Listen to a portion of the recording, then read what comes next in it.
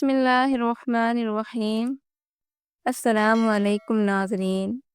کبھی سوچا ہے کہ حضرت اسرائیل علیہ السلام جنہیں روح قبض کرنے پر مقرر کیا گیا ہے، کیا انہیں کبھی کسی پر ترس آیا؟ ایک مرتبہ اللہ نے حضرت اسرائیل علیہ السلام سے دریافت کیا کہ اے اسرائیل، آج تک جن لوگوں کی روح تو نے قبض کی ان میں سے کسی پر تجھے رحم بھی آیا؟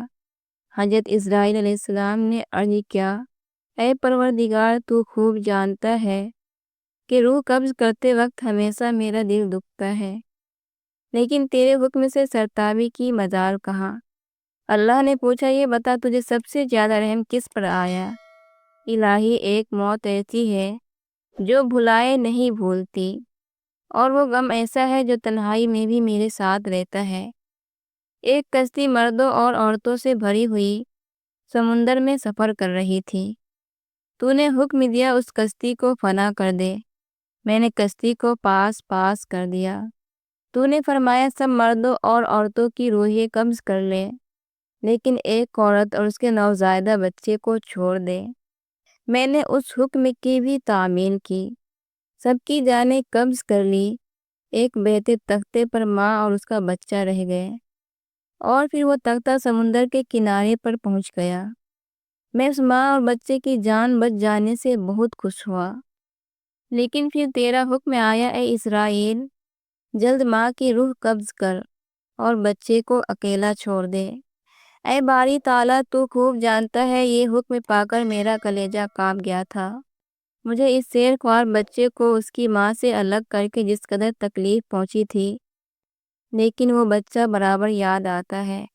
اللہ تعالیٰ نے فرمایا، کیا تو جانتا ہے کہ وہ بچہ اب کہاں ہے اور کس حال میں ہے؟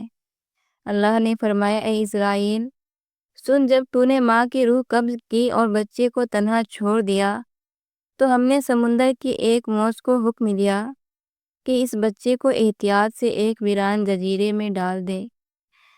اس جزیرے میں ایک سرسبز اور گھنا جنگل تھا، جہاں صاف شفاف میٹھے پانی کے چشمے بہتے تھے اور بے شمار پھلدار درخت تھے۔ اس جزیرے پر ہم نے اپنے فضل و کرم سے محض اس بچے کی خاطر لاکھوں خوشنما اور حسین پرندے بھیجے، جو ہر وقت چہچہاتے اور نیا راگ الاتے تھے۔ ہم نے چنبیلی کے پھولوں اور پتوں کو حکم دیا کہ اس بچے کا بستر تیار کرو تاکہ وہ اس پر آرام کی نیند سوئے۔ ہم نے اسے ہر خوف اور خطرے سے محفوظ کر دیا۔ آفتاب کو حکم دیا کہ اپنی تیز دھوپ اس پر نہ ڈال، ہوا کو فرمایا اس پر آہستہ آہستہ چل، بادلوں کو حکم دیا اس پر مہ نہ برسانا، بجلی کو ہدایت کی کہ خبردار، اسے اپنی تیزی دکھا کر مت ڈرا۔ انہی دنوں جنگل میں بھیڑیے کی مادہ نے بچے دیے تھے۔ ہم نے اسے حکم دیا کہ اپنے بچوں کے ساتھ اس انسان کے بچے کو بھی دودھ پلا، اس کی دیکھ بھال کر اور اسے کوئی گزند نہ پہنچنے دیے۔ اے اسرائیل، اس نے بھی ہمارے حکم کی تعمیل کی، یہاں تک کہ وہ تنہا اور بظاہر بے یار و مددگار بچہ پرورش پا کر خوب صحت مند اور بہادر ہو گیا۔ ہم نے اس کے پاؤں میں کبھی کانٹا بھی نہ چبھنے دیا۔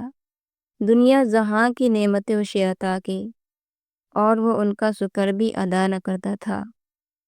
اور اب اے ملک الموت، تو جانتا ہے وہ بچہ کہاں ہے اور کیا کر رہا ہے؟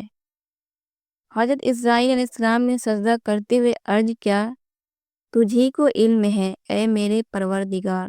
اللہ نے فرمایا، وہ بچہ شداد بن گیا ہے، اب وہ خدائی کا دعویٰ کر کے لوگوں کو میری راہ سے ہٹاتا ہے اور ان پر تشدد کرتا ہے۔